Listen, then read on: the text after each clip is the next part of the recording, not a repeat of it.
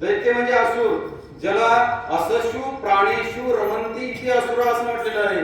जो फक्त प्राणाच्या पोषणार्थच रममाण आहे त्याला असुर म्हटलेलं आहे. जे काही पाहिजे मला पाहिजे, सगळं मी उपभोगणार, नाही केलं तर हिसकावून घेणार, समोरच्याला दुःख देऊन कष्ट देऊन स्वतः सुखी बनणं, हा भाव कोणाचा आहे? हिरण्यकशिपू हा दैत्य आहे, हा दैत्यांचा भाव आहे. परंतु दैत्याच्या पोटी जन्माला आलेला जो प्रल्हाद हा जो मुलगा आहे, हा एवढा धार्मिक कसा? विष्णूचा एकनिष्ठ तो भक्त होता. याचं कारण आहे, तो आईच्या गर्भामध्ये असताना त्या आईने तिला नारदांची सेवा घडली होती, नारद मुनींची. नारद मुनी काय करतात? सतत नामाचं चिंतन करतात ना, विना वगैरे चिपळी सतत नामाचं चिंतन करतात. मग ज्याच्या ठिकाणी तुमची सेवा घडली, मग ती अन्नदानाची असो, द्रव्यदानाची असो किंवा शारीरिक सेवा असो कुठली सुद्धा, तर ही सेवा घडल्यानंतर त्याच्या ठिकाणी असलेले संस्कार कर्म गुण हे भांडवल आपल्यामध्ये उतरतं आणि हे भांडवल आपल्यामध्ये उतरून तेच भांडवल आपल्या गर्भामध्ये असलेल्या त्या मुलावर उतरतं. म्हणजे हे केलं कोणा? आईने केलं. मुलगा जास्तीत जास्त दिवस कोणाच्या सहवासामध्ये आहे? सुरुवातीचे 9 महिने तिच्या सहवासामध्ये आहे. त्याच्यानंतर सुद्धा दिवसातले 24 तास तो तिच्या सहवासामध्ये आहे, तिच्याच्या सहवासामध्ये कमी आहे.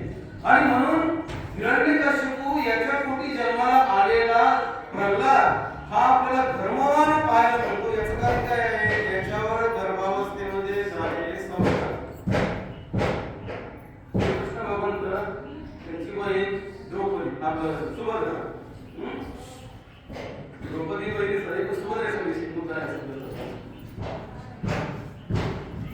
मुलगी ही गर्भवती झाली की तिला काही काळ सासरी असते, त्याच्यानंतर कुठे जाते?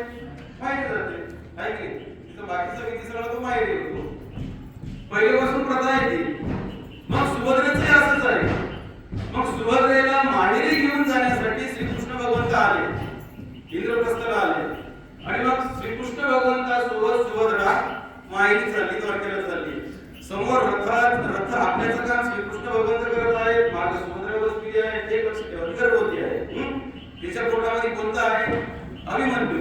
समोर अभिमन्यू आहे, तो पोटामध्ये आहे. आता प्रवासामध्ये तुमच्याकडे गाडी वगैरे आहे. पहिले आता टेप रेकॉर्ड वगैरे याचं प्रमाण कमी होतं, तर तुम्हाला आठवत असेल शेतकरी वगैरे किंवा सायकलीवर जायचा किंवा पायी शेतामध्ये जायचं, त्या पहिल्यामध्ये रेडिओ व्हायचा. सेलचा रेडिओ, 400चा रेडिओ लावायचा आणि मग रेडिओवर गाणे चालायचे आणि त्याचा प्रवास कसा व्हायचा? सुलभतेने पार पडायचा. आपण पदयात्रेमध्ये जातो तेव्हा काय करतो? नाम संकीर्तन करत चालतो, परमेश्वराच्या नामाचं कीर्तन करत चालतो आणि सोबती आपल्याला असतात, बोलायला चालायला असतात आणि मग आपला प्रवास हा चांगल्या प्रकारे पार पडतो. म्हणजे कष्ट जाणवत नाही. आता गाडीमध्ये काय लागलेले आहे? टेप रेकॉर्ड आहे, टीव्ही वगैरे आहे, त्याच्यामध्ये करमणुकीच्या सुविधा आहेत. त्यावेळेस रथामध्ये कुठली सुविधा होती? USB वगैरे होता का श्रीकृष्ण भगवंताच्या रथामध्ये? टेप रेकॉर्ड होता, रेडिओ होता, नव्हता.